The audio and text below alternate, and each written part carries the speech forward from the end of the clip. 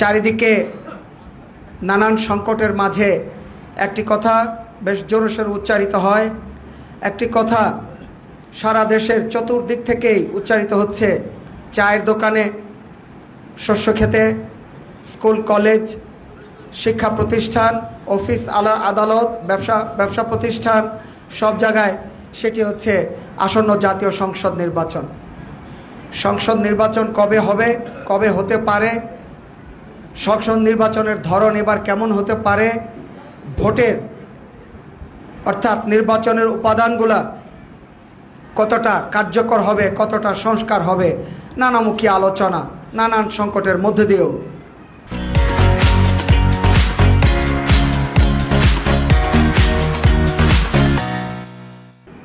Zaker party দেশবাসীর এই চাওয়া পাওয়া, এই আলাপ আলোচনা, আশা আকাঙ্ক্ষার সাথে অত্যন্ত শ্রদ্ধার সাথে, আন্তরিকতার সাথে একমত পোষণ করে।